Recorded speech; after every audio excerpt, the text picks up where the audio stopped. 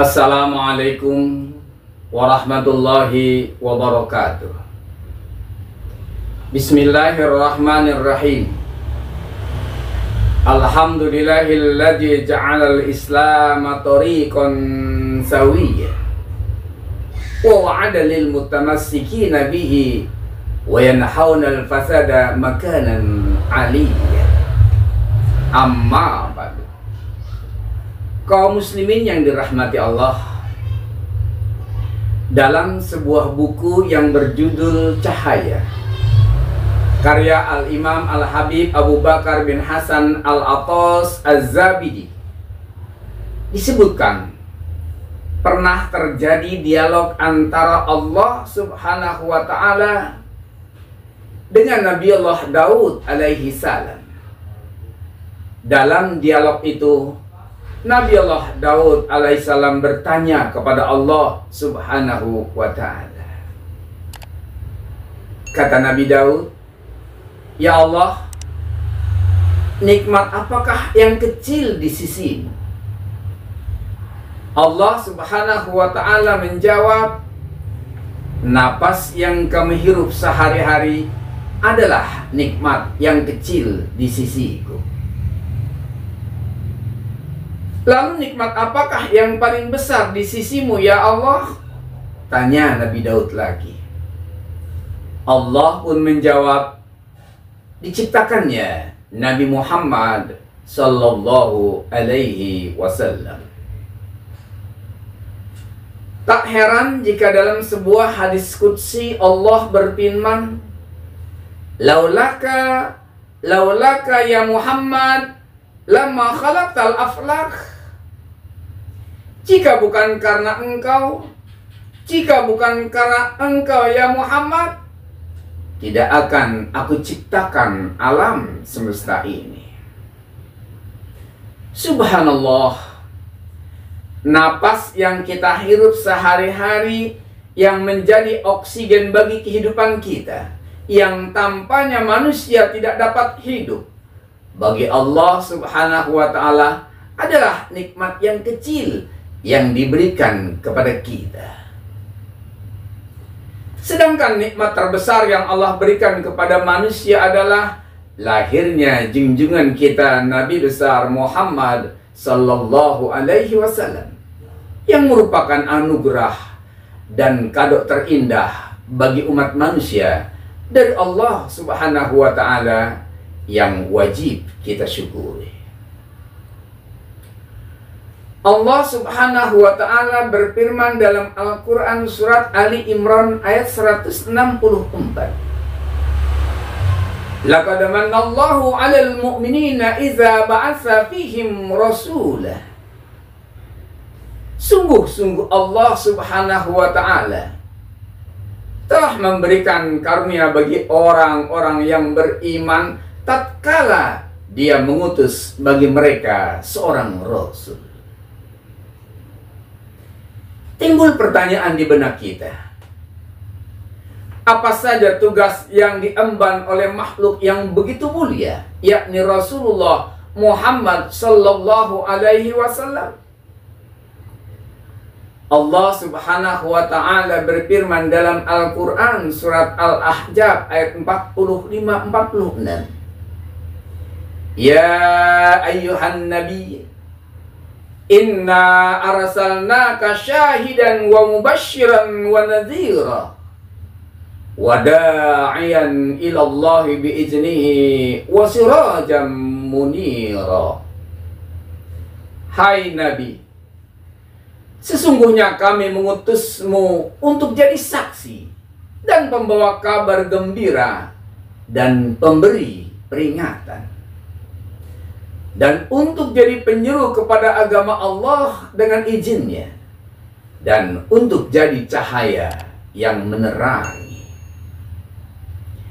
Dari ayat tersebut ada beberapa tugas yang diemban oleh Rasulullah Muhammad sallallahu alaihi wasallam yang harus dijalaninya dengan baik. Tugas pertama, menjadi saksi bagi manusia di dunia ini dan di akhirat nanti. yaitu menjadi saksi di dunia dengan ajaran yang dibawanya. Beliau membimbing umat manusia agar mereka bersikap dan berperilaku yang islami, sehingga kebahagiaan hidup di dunia dan di akhirat akan dicapai. Sementara dalam kehidupan di akhirat nanti, beliau tidak menghendaki umatnya menderita, tetapi beliau menjadi saksi di hadapan Allah atas pengadilan umatnya selama hidupnya di dunia. Dan kepada umat yang memang cinta kepadanya, Rasulullah Muhammad sallallahu alaihi wasallam memberikan syafaat atau pertolongan kepada mereka. Sebagaimana Allah berfirman dalam Al-Quran surat Al-Baqarah ayat 143. Wa yakunar rasulu alaikum syahida. Dan agar Rasul Muhammad sallallahu alaihi wasallam menjadi saksi atas perbuatan. Tugas yang kedua, mubasyiran, sebagai pemberi kabar gembira kepada manusia, yaitu memberi kabar gembira kepada manusia dengan menyampaikan janji Allah bahwa Allah akan memberikan pahala dan kenikmatan surga kepada manusia yang beriman dan beramal soleh. Dan sebaliknya, berupa dosa dan siksa neraka bagi siapa saja yang tidak beriman dan melakukan kemaksiatan.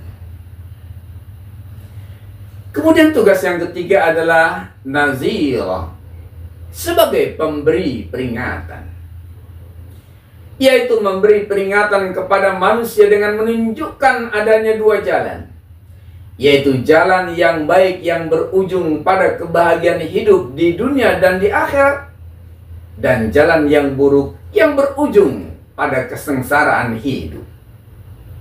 Sebagaimana Allah firmankan dalam Al-Quran surat Al-Bayyinah ayat 6 dan 7. Innal ladina amanu wa amilus solihati ulaika hum khairul bariyah.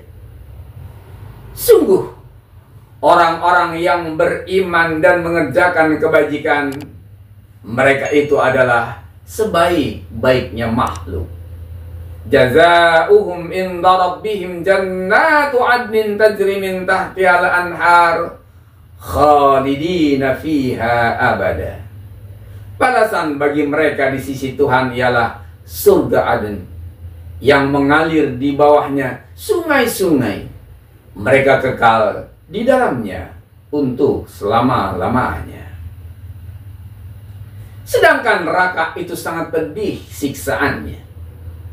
Sebagaimana Allah jelaskan dalam Al-Quran surat As-Sajdah ayat 20.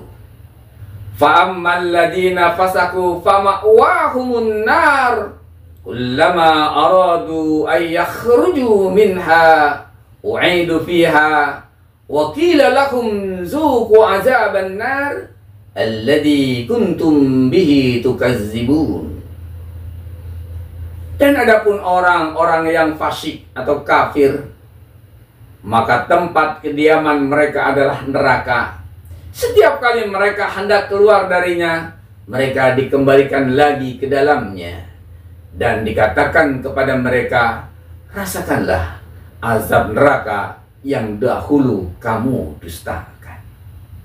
Tugas kelima Rasul adalah sirajam munira, yaitu menjadi cahaya yang menerangi. Ketika manusia berada dalam kegelapan jahiliyah, sehingga manusia hidup dalam keadaan tidak sesuai dengan nilai-nilai yang seharusnya, maka kedatangan Rasulullah Muhammad SAW adalah untuk menerangi kehidupan manusia, sehingga manusia menjadi tahu kemana seharusnya arah hidup yang harus ditempuh dan bagaimana cara menempuhnya, sehingga kehidupan manusia menjadi baik dan masyarakat merasakan kenikmatan hidup yang sesungguhnya. Dalam kondisi dunia seperti sekarang ini, sadar atau tidak, Sebenarnya umat manusia membutuhkan syariat Islam. Dunia menanti lahirnya masyarakat yang Islami. Untuk menuju ke arah itu, amat diperlukan adanya manusia yang dapat melanjutkan tugas-tugas dakwah Rasul. Dan siapa lagi yang akan melanjutkannya kalau bukan kita umat Islam sebagai umatnya Rasulullah Muhammad sallallahu alaihi wasallam. Billahi sabilil haqq. Wassalamualaikum warahmatullahi wabarakatuh.